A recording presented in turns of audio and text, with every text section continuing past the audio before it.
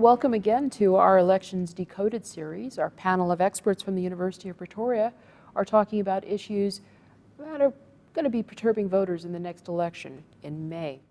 Today's episode is interestingly titled, Can You Bribe Me with a T-Shirt?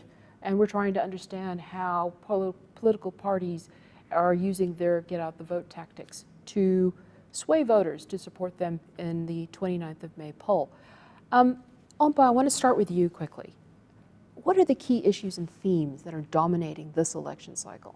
So one of the key issues that has emerged is unemployment. And we can see that people or the youth are genuinely educated, but they don't necessarily have employment. So people want to change that. And subsequently, if they change that, then the economy will be improved.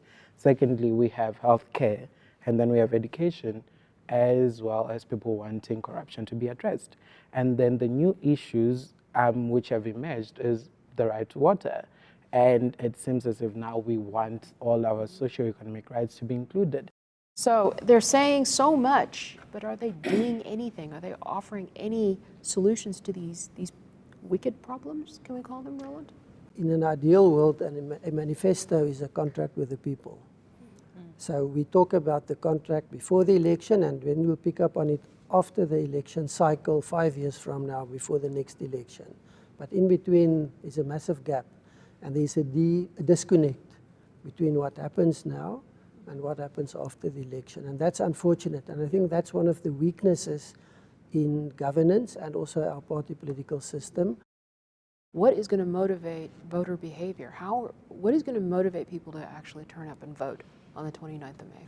What happened with the July unrest of 2021 was a direct result of that type of rhetoric that was being spewed through. And so it plants these seeds of perhaps there could be something dangerous that's going to happen on the 29th of May.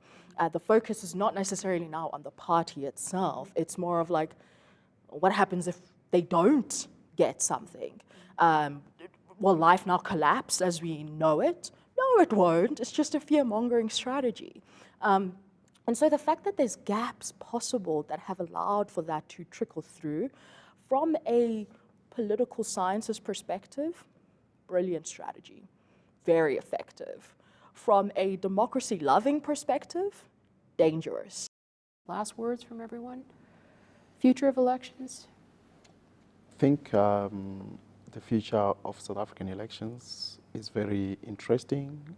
It's unfolding a new politicking or a new era to South African politics. I anticipate new voices, new political players with the introduction of new independent candidates and so forth.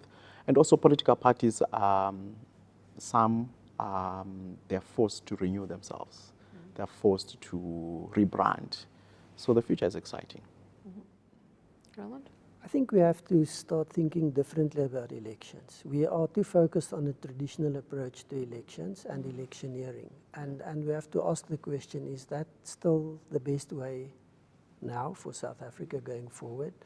And also the electoral process itself. I think there's too much control and too much emphasis on how we control the vote. And too little on how do we unlock the vote and make it really meaningful for more people. Thanks, Roland. Yanga, what are your last words? My last words are, I think South Africans can be very difficult on themselves and can be very hard on themselves. I think we forget that our democracy is only 30 years old. There are democracies that have existed for way longer than ours, and those countries are still having problems. Fundamental problems as well, and some of the problems that we have been speaking about throughout this series. And so that means to me that there's room to grow. Ompha? As Yanga said, there's room to grow, there's room to improve. In order for us to improve, we actually have to go to the voting stations and vote. Aside from that, in order for us to improve the electoral environment, we actually have to ensure that we actively work on including vulnerable and marginalized communities. So we need to work and strive harder towards including women, the youth, people living in rural communities, as well as persons with disabilities. Yeah, absolutely, absolutely. Well, decisions are made by people who show up. So let's see who shows up until the 29th of May. Thank you all for joining us. This has been our Election Decoded series. We'll see you soon.